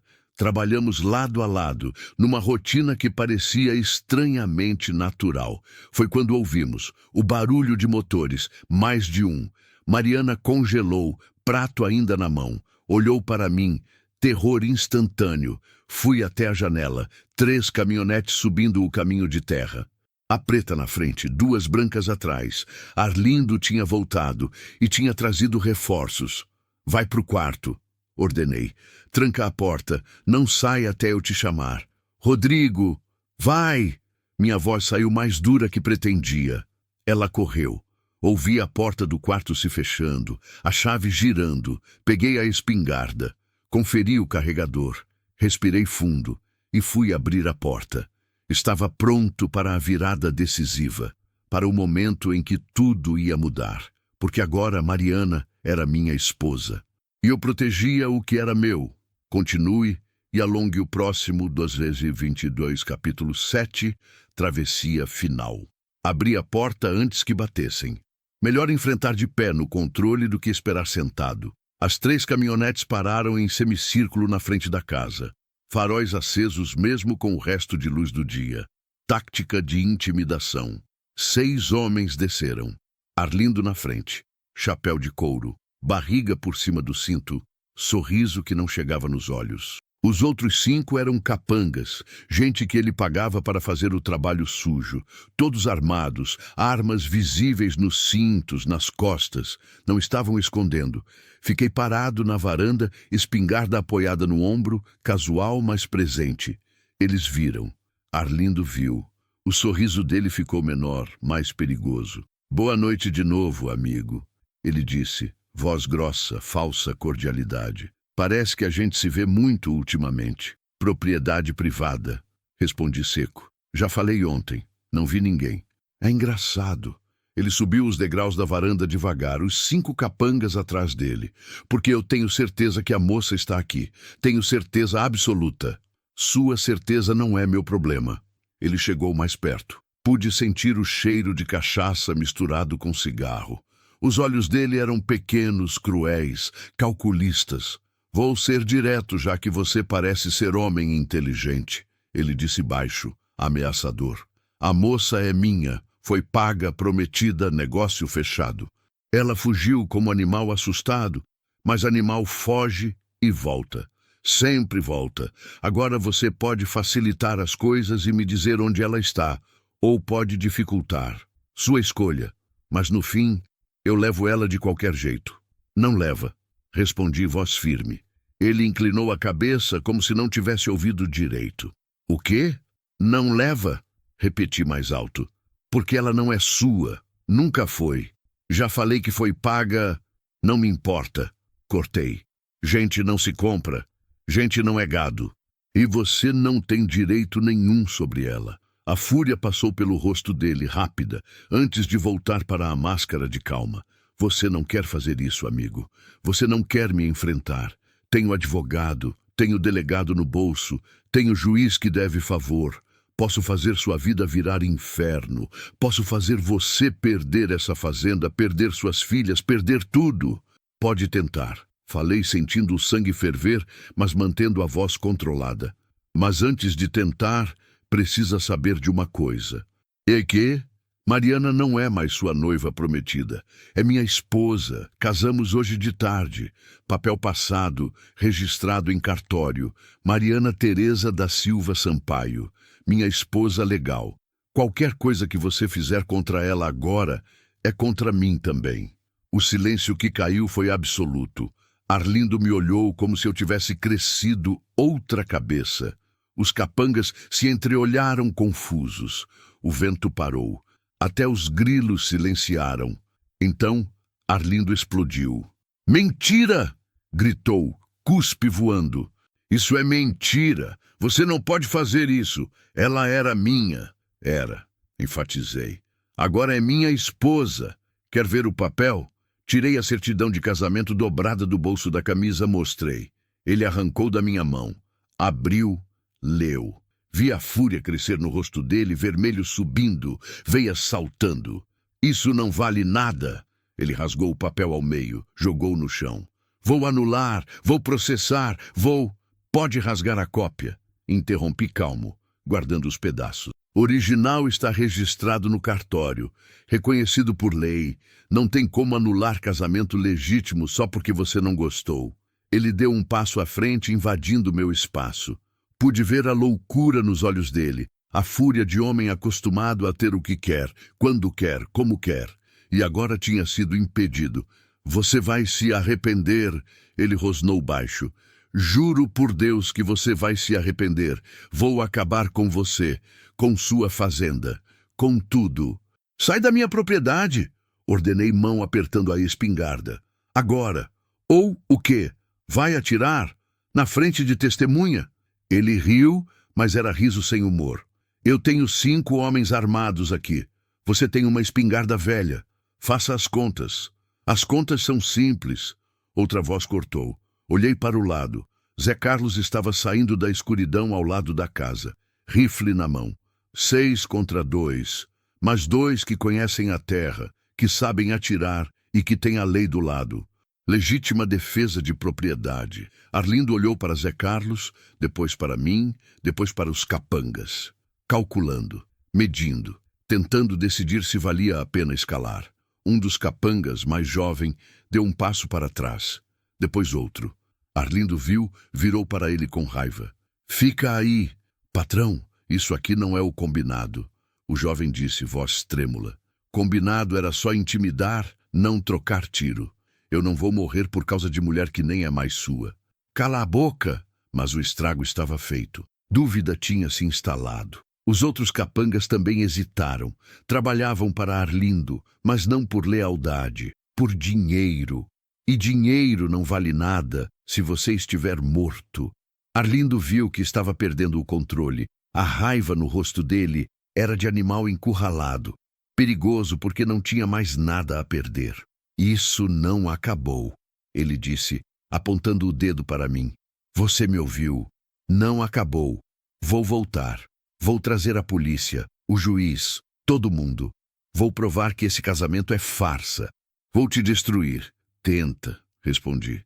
Mas por enquanto sai da minha terra. Ele ficou me encarando por mais alguns segundos. Guerra silenciosa de vontades. Então cuspiu no chão, virou, desceu os degraus. Os capangas o seguiram, aliviados. Entraram nas caminhonetes. Antes de entrar na dele, Arlindo se virou mais uma vez. Pode avisar ela, ele gritou, que ela pode se esconder atrás de você agora, mas uma hora você vai vacilar, vai sair, vai viajar, vai baixar a guarda. E quando isso acontecer, eu vou estar lá, esperando. Entraram nos carros, motores ligaram, fizeram retorno brusco, levantando poeira, quebrando cerca de capim seco, buzinando. Desceram a estrada feito trovão, luzes sumindo na escuridão. Quando o último som de motor desapareceu, meus joelhos quase falharam. A adrenalina que tinha me mantido firme começou a esvair. Segurei no batente da porta, respirando fundo, mãos tremendo levemente. Zé Carlos subiu na varanda, baixou o rifle. Achei que ia ter tiroteio, ele disse calmo, mas vi que também estava abalado. Eu também, admiti. Obrigado por aparecer. Estava nos fundos, ouvi os carros. Vim correndo. Ele olhou para mim sério. Patrão, você se meteu em encrenca grande. Esse homem não vai desistir. Eu sei. Ele tem razão numa coisa. Uma hora você vai ter que sair, vai ter que levar as meninas para a escola, vai ter que ir na cidade. Não dá para ficar de guarda 24 horas. Eu sei disso também, falei cansado. Mas o que eu podia fazer? Deixar ele levar ela? Não, senhor, Zé Carlos disse firme. Fez o certo. Só tô dizendo que precisa ter cuidado, muito cuidado. Ele foi embora, voltando para a casa dele nos fundos da fazenda. Fiquei ali parado na varanda, olhando a escuridão onde as caminhonetes tinham sumido, sentindo o peso do que tinha acabado de fazer. Bati na porta do quarto. Mariana, sou eu. Já foram. Ouvi a chave girando, a porta se abrindo devagar. Ela apareceu, rosto branco, olhos vermelhos de tanto chorar. Eu ouvi tudo. Ela sussurrou. Estava encostada na porta. Ouvi cada palavra. Então você sabe que ele sabe. Sei. Ela veio para a sala, pernas bambas. Sentou no sofá como se não tivesse mais força. Ele vai tentar anular o casamento. Vai dizer que foi forçado, que foi fraude. Deixa ele tentar. Sentei ao lado dela, mantendo distância respeitosa. Casamento foi legítimo. Você assinou, eu assinei. Tabelião assinou. Não tenho o que anular, mas ele falou verdade. Ela me olhou, lágrimas escorrendo. Você vai ter que sair uma hora. Não pode ficar me vigiando sempre. E quando sair, ele vai... Ei! Segurei ela pelos ombros, suave. Ninguém vai te levar. Ninguém vai te machucar. A gente vai dar um jeito. Como? Essa era a pergunta. E eu não tinha resposta pronta. Mas enquanto pensava, olhando aquele rosto assustado, aqueles olhos que tinham visto sofrimento demais para a idade, uma ideia começou a formar. Amanhã, falei devagar, a gente vai na delegacia, registra boletim de ocorrência contra ele. Ameaça, perseguição, tentativa de sequestro. Você é minha esposa agora. Atacar você é atacar família. É crime. Mesmo que ele tenha contato com o delegado, vai ficar registrado. Se algo acontecer, vai ter papel provando que ele ameaçou. E se o delegado não aceitar? Aceita. Eu conheço o delegado. Homem sério. Não se compra fácil. E depois? Depois, respirei fundo. Depois você fica aqui, na fazenda. Aprende a atirar, caso precise. Zé Carlos pode te ensinar. Eu instalo mais trancas nas portas, coloco alarme. A gente transforma essa casa em fortaleza se for necessário. E as suas filhas, sua mãe, eles vão ficar no meio disso. Tinha pensado nisso também. Era o que mais me preocupava. Vou conversar com minha mãe amanhã, explicar tudo. Ela vai entender. E as meninas, por enquanto, ficam com ela, até as coisas acalmarem. Você está abrindo mão da sua família por minha causa, ela disse, nova onda de lágrimas. Isso não é justo. Não estou abrindo mão, corrigi. Estou protegendo elas e você. É diferente. Rodrigo, eu não mereço isso. Não mereço você fazer tudo isso por mim. Merece sim, falei firme, olhando nos olhos dela. Você merece ser protegida. Merece segurança, merece viver sem medo. Todo mundo merece isso. Ela se jogou no meu ombro chorando. Não abraço sedutor, não proximidade íntima. Apenas alguém quebrado buscando consolo em outro quebrado. Deixei ela chorar. Fiquei ali, sem dizer nada, apenas presente. Quando se acalmou, se afastou, limpou o rosto. Desculpa, ela murmurou. Não precisa pedir desculpa por sentir. É que faz muito tempo que alguém liga para o que eu sinto. Agora tem alguém. Falei simples. Tem eu, e eu ligo. Ela sorriu pequeno, cansado, mas verdadeiro. Vamos dormir, sugeri. Amanhã a gente resolve o resto. Você acha que ele volta essa noite? Não, respondi, embora não tivesse certeza. Ele vai pensar, planejar, mas para garantir eu fico acordado. Vigio. Não, ela disse rápido. Você não vai ficar acordado de novo. Precisa descansar. Mariana, a gente faz turno, ela propôs. Você dorme até meia-noite. Eu vigio. Depois eu acordo você e você vigia até amanhecer. Assim os dois descansam um pouco. Fazia sentido. E ela tinha razão. Eu estava exausto. Tá bem, concordei. Mas você me acorda no primeiro barulho estranho. Prometo. Fui para o quarto, me deitei sem tirar a roupa, espingarda ao lado da cama. Não achei que ia conseguir dormir, mas o corpo venceu. Apaguei. Acordei no escuro, assustado. Alguém tocava meu ombro. Pulei da cama, pegando a espingarra. Sou eu! Mariana recuou, mãos levantadas. Calma, sou eu! Respirei fundo, coração disparado. Olhei o relógio. Meia-noite em ponto. Desculpa, ela disse baixinho. Não quis te assustar. Mas está na hora do turno. Tudo certo lá fora? Tudo. Silêncio absoluto. Nenhum barulho. Tá bom, vai dormir agora. Eu assumo. Ela foi. Eu desci para a sala, sentei na poltrona de sempre. A casa estava completamente silenciosa. Apenas o relógio na parede, o vento baixo, o estalar eventual da madeira velha. Fiquei ali, pensando em tudo que tinha acontecido nos últimos 2 dias. Como tinha saído para a cidade buscar remédio e voltado com uma esposa.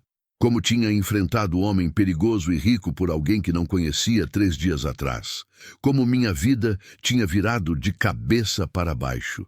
E, estranhamente, pela primeira vez em 3 anos, não me sentia mais vazio. Tinha propósito. Tinha algo para proteger. Tinha alguém que dependia de mim.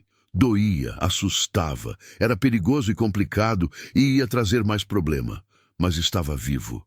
De verdade, e isso tinha que significar alguma coisa. O sol começou a nascer lentamente, pintando o céu de rosa e laranja. Primeiro dia como homem casado de novo, não como imaginei que seria, não com amor, não com romance, não com cerimônia bonita, mas com propósito.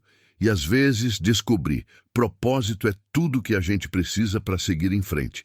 Continue e alongue o próximo. 12:27 Capítulo 8. Novo caminho. Amanhã chegou clara e quente. Fiz café forte, preparei pão com manteiga, deixei na mesa. Mariana apareceu pouco depois das 7, cabelo molhado do banho, usando outra roupa emprestada. Uma calça jeans velha minha que ela tinha improvisado com um cinto apertado e uma camisa de botão que ficava grande demais. Parecia uma criança vestida com roupa de adulto, mas havia algo diferente nela hoje. Os olhos ainda tinham medo, mas também tinham determinação. Bom dia, ela disse, voz mais firme que ontem. Bom dia, respondi. Dormiu? Um pouco. Você? O suficiente. Tomamos café em silêncio. Não era silêncio desconfortável. Era silêncio de quem estava começando a se entender sem precisar de palavras. Hoje a gente vai na delegacia, relembrei. Registrar boletim. Depois preciso conversar com minha mãe, explicar tudo. Ela assentiu, engolindo um pedaço de pão com dificuldade. Estou com medo, admitiu. Do delegado não acreditar, da sua mãe não entender, de tudo dar errado. Eu sei, falei honesto. Também estou, mas a gente vai junto. Não é só você sozinha mais. Aquelas palavras pareceram afetar ela profundamente. Vi os olhos marejarem, mas ela piscou as lágrimas de volta. Obrigada, sussurrou. Por tudo. Terminamos o café. Arrumo a cozinha, verifiquei as portas, as janelas, tudo trancado. Peguei a espingarra, coloquei na caminhonete. Mariana subiu no carona nervosa, olhando para todos os lados. A cidade ficava a 15 quilômetros.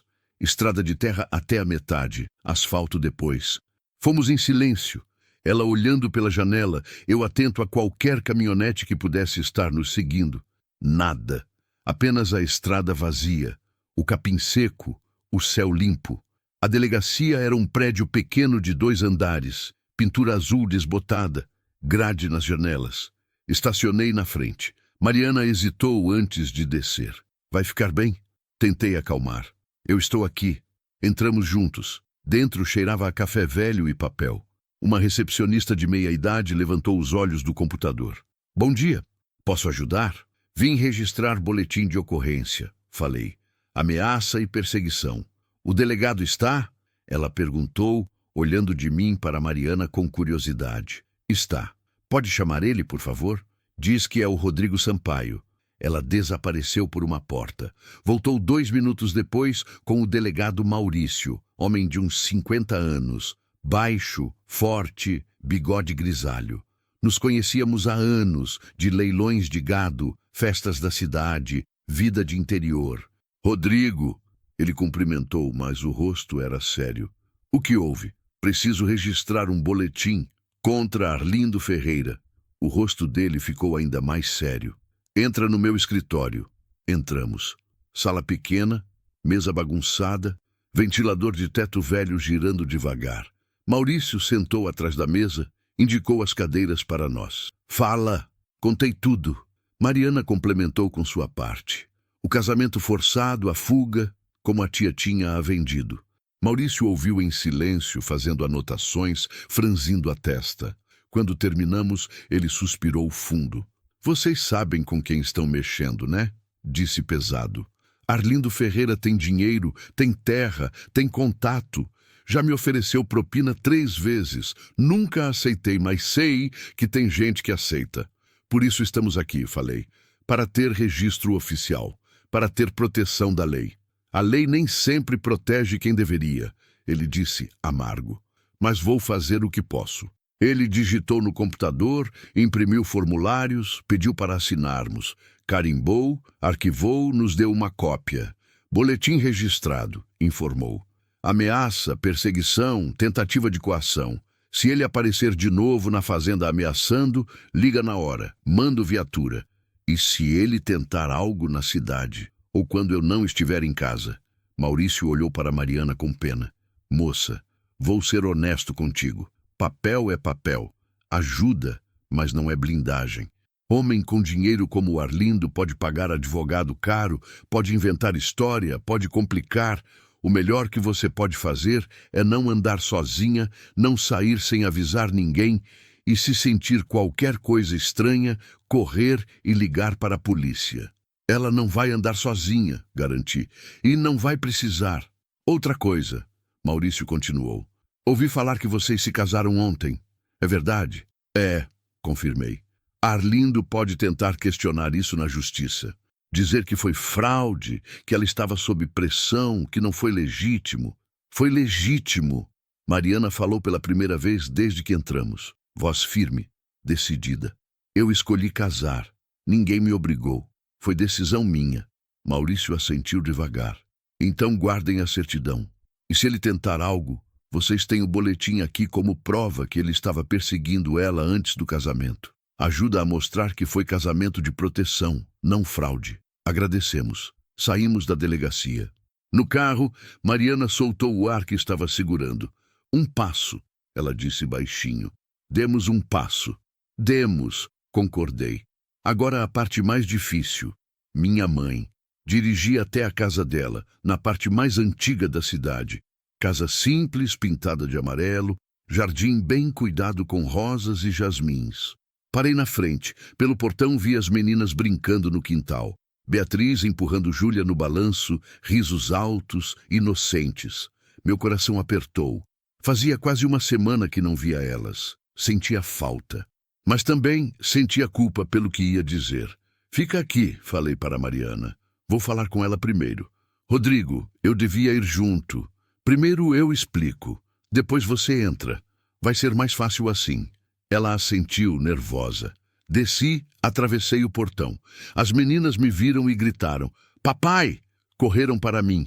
Peguei as duas no colo, apertei forte. Cheiro de shampoo infantil, pele macia, risada pura. Deus, como tinha sentido falta. "Oi, minhas princesas." Beijei as duas. Saudade. "Também sentimos saudade", Beatriz disse. "Por que não veio buscar a gente no fim de semana?" "É que o papai teve umas coisas para resolver, mas estou aqui agora." Minha mãe apareceu na porta da cozinha, secando as mãos no avental. 60 e poucos anos, cabelo grisalho preso em coque, rosto que mostrava décadas de trabalho duro, mas também de amor. "Rodrigo", ela disse surpresa. "Não sabia que vinha hoje." "Oi, mãe, preciso conversar com a senhora." "É sério." Ela leu no meu rosto que não era conversa fácil.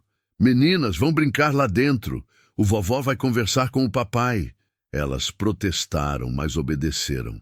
Quando sumiram, minha mãe cruzou os braços. "O que foi?" "Está com cara de quem fez besteira." "Não é besteira, mãe. É complicado." Respirei fundo. Contei.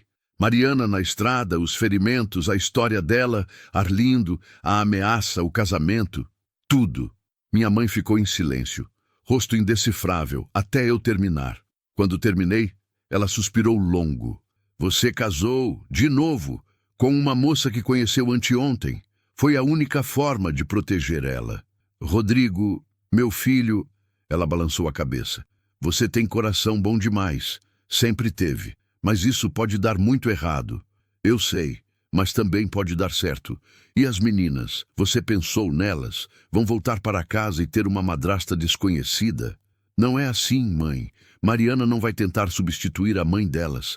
Ela só precisa de lugar seguro. Quando as coisas acalmarem, a gente vê o que fazer. E se não acalmar? E se esse homem fazer algo contra você? Contra elas?" "Não vai. Eu não deixo." Ela me olhou longo tempo. Depois suspirou de novo. "Cadê ela?" "No carro." "Chama." Fui até a caminhonete. Mariana estava encolhida no banco, roendo unha. "Minha mãe quer te conhecer." "Ela está brava?" "Está preocupada." "Vem." Ajudei ela a descer. Caminhamos até onde minha mãe esperava. As duas se olharam. Minha mãe media Mariana de cima a baixo. Os pés ainda enfaixados, as roupas emprestadas grandes demais, o rosto magro e assustado. "Você deve ser a Mariana", minha mãe disse. "Sim, senhora." Mariana respondeu baixo. "Desculpa por toda essa confusão. Eu não queria causar problema para o seu filho. Não pediu desculpa para mim. Você não fez nada de errado." Minha mãe deu um passo à frente. "Posso ver seus pés?" Mariana hesitou, mas se apoiou na cerca e levantou um pé. Minha mãe se abaixou, examinou as ataduras, as feridas que ainda transpareciam. "Você andou muito", ela disse, não era pergunta. "Andei, fugindo, fugindo." Minha mãe se levantou, olhou nos olhos de Mariana. "Meu filho tem coração mole." Sempre teve. Desde pequeno trazia passarinho machucado para casa, cachorro abandonado, gato doente. Eu sempre falava: "Rodrigo, você não pode salvar todo mundo." Mas ele tentava mesmo assim. Mariana baixou a cabeça. "Mas sabe o que eu aprendi?" Minha mãe continuou. "Que gente com coração mole muitas vezes tem força maior que gente com coração duro, porque precisam de muita coragem para sentir, para se importar, para agir quando seria mais fácil virar as costas." Ela colocou a mão no ombro de Mariana. "Se meu filho te escolheu para proteger, é porque viu algo em você que vale a pena proteger. E se ele casou com você, mesmo que seja no papel, é porque acredita que é o certo. Eu confio no julgamento dele." Mariana soltou um soluço. "Eu prometo que não vou trazer problema para as meninas. Prometo. As meninas vão ficar aqui comigo até as coisas acalmarem." Minha mãe decidiu. "Não quero elas no meio de confusão. Quando tiver seguro, aí elas voltam e conhecem você direito." "Obrigada, senhora. Me chama de Dona Helena e vem cá." Minha mãe abriu os braços. Mariana hesitou. Então se jogou no abraço. As duas ficaram assim por um momento, Mariana chorando baixinho, minha mãe afagando o cabelo dela, como fazia comigo quando eu era criança. Pronto, pronto, minha mãe dizia. Você está segura agora. Meu filho vai cuidar de você. E se ele falhar, eu mesma vou lá resolver. Elas se separaram. Minha mãe limpou as lágrimas do rosto de Mariana com o avental. Agora vem tomar café. Fiz bolo de fubá. Você está magra demais, precisa comer. Entramos na casa. As meninas olharam curiosas para Mariana, mas não perguntaram nada. Tomamos café, comemos bolo, conversamos sobre coisas simples. Minha mãe fazia perguntas gentis. Onde Mariana tinha crescido, se gostava de cozinhar, se sabia costurar. Mariana respondia tímida, mas aos poucos foi relaxando. Quando saímos, já era meio-dia. No portão, minha mãe me puxou de lado. Cuidado, meu filho, ela disse baixo. Homem perigoso não esquece. Ele vai tentar algo. Eu sei, mãe. E cuida dela. Aquela moça passou por inferno. Precisa de paciência, de tempo. Não vai ser fácil. Eu sei disso também. Mas você escolheu certo. Ela apertou minha mão. Pela primeira vez em 3 anos, eu vi você vivo de novo nos seus olhos. Não é porque você esqueceu a Clara, é porque você lembrou como é ter propósito. Isso é bom, ela ficaria orgulhosa. Voltei para a caminhonete com um nó na garganta. Mariana já estava dentro, esperando. No caminho de volta para a fazenda, ela finalmente perguntou, sua mãe me odeia? O quê? Não, ela gostou de você. Tem certeza? Ela parecia séria. Minha mãe é séria com todo mundo, mas se ela não gostasse, teria falado na cara. Acredita em mim, ela gostou. Mariana relaxou um pouco. E as suas filhas? Quando vou conhecer direito? Quando for seguro? Quando não tiver risco? Elas são pequenas, não quero que fiquem com medo ou vejam algo ruim. Entendo. Chegamos na fazenda quando o sol já queimava forte. Zé Carlos estava no pasto próximo, consertando uma cerca. Acenou quando nos viu. Entramos na casa. Mariana foi direto para a cozinha. Vou fazer almoço, anunciou. Não precisa... Rodrigo, ela me cortou virando para me olhar. Deixa eu fazer. Preciso me sentir útil. Preciso ter função aqui. Senão vou enlouquecer pensando que sou só peso. Entendi. Deixei ela fazer. Ela cozinhou. Arroz, feijão, frango ensopado, salada. A casa foi enchendo com cheiro de comida caseira de novo. Sentamos à mesa os dois, comendo em silêncio confortável. Depois do almoço, lavamos louça juntos. Ela lavava, eu secava. Rotina simples, doméstica, estranhamente natural. Obrigada, ela disse de repente, mãos ainda na água com detergente. Pelo quê? Por tudo. Por me encontrar. Por me trazer para cá. Por casar comigo. Por enfrentar o Arlindo. Por me apresentar para sua mãe, por me fazer sentir que valho alguma coisa. Parei de secar o prato, coloquei ele na pia, me virei para ela. Você vale, falei firme, olhando nos olhos dela. Vale muito, e qualquer um que fez você acreditar diferente estava errado. Ela sorriu, não um sorriso grande, não felicidade explosiva, mas sorriso verdadeiro, pequeno, do tipo que vem de dentro. E naquele momento, naquela cozinha simples, com louça pela metade e sol entrando pela janela, algo mudou. Não foi amor, ainda não, mas foi algo. Conexão, entendimento, reconhecimento de 2 almas machucadas que estavam começando devagar a encontrar cura uma na presença da outra. Os dias seguintes estabeleceram rotina. Acordávamos cedo. Eu ia para o pasto. Ela ficava em casa cozinhando, limpando, cuidando. À tarde, eu ensinava ela a atirar. Primeiro com espingarda velha, depois com revólver que tinha guardado. Ela tinha mão firme, aprendia rápido. Zé Carlos trazia notícias da cidade. Arlindo estava contratando advogado, espalhando que eu tinha roubado a noiva dele, que o casamento era inválido, mas também estava com problemas. A família da primeira esposa tinha se manifestado, pedindo reabertura do caso. O delegado Maurício estava fazendo perguntas. Mariana florescia devagar, ganhava peso, sorria mais. Os pesadelos ainda vinham de noite. Eu ouvia ela chorando no quarto, mas aos poucos iam ficando menos frequentes. Um mês depois do casamento, minha mãe trouxe as meninas para a visita. Beatriz e Júlia eram tímidas com Mariana no começo, mas ela conquistou elas fazendo bolo de chocolate, brincando de boneca, deixando elas pintarem as unhas dela com esmalte rosa berrante. No fim do dia, quando foram embora, Júlia abraçou Mariana e disse: "Você é legal, pode ficar." Mariana chorou depois que elas saíram. Ninguém nunca tinha me dado permissão para ficar. Ela explicou entre lágrimas. Sempre fui expulsa, rejeitada, mandada embora. Mas ela disse que eu posso ficar.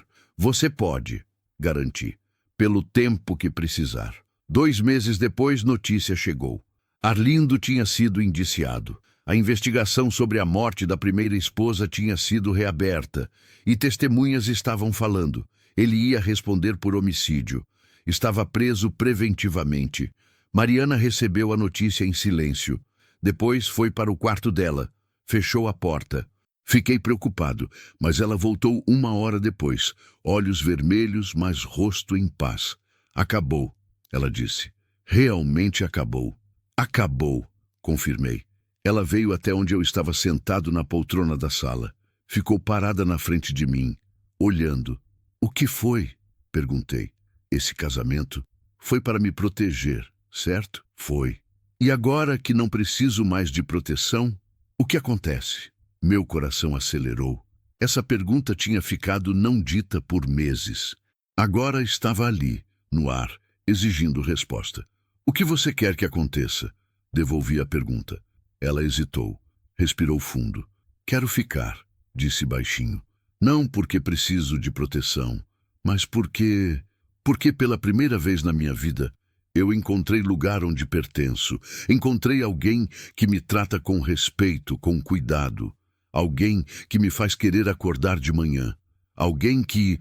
Ela parou, emoção engasgando. "Alguém que eu acho que talvez estou começando a amar." O silêncio que caiu foi diferente de todos os outros. Era silêncio carregado de possibilidade, de futuro, de recomeço. Me levantei devagar. Fiquei na frente dela, a poucos centímetros, olhando aqueles olhos castanhos que agora não tinham mais tanto medo, mas sim esperança.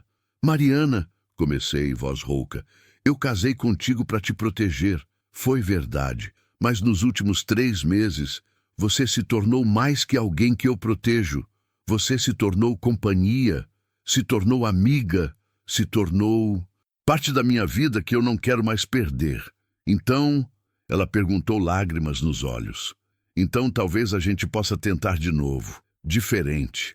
Não casamento de papel, mas casamento de verdade.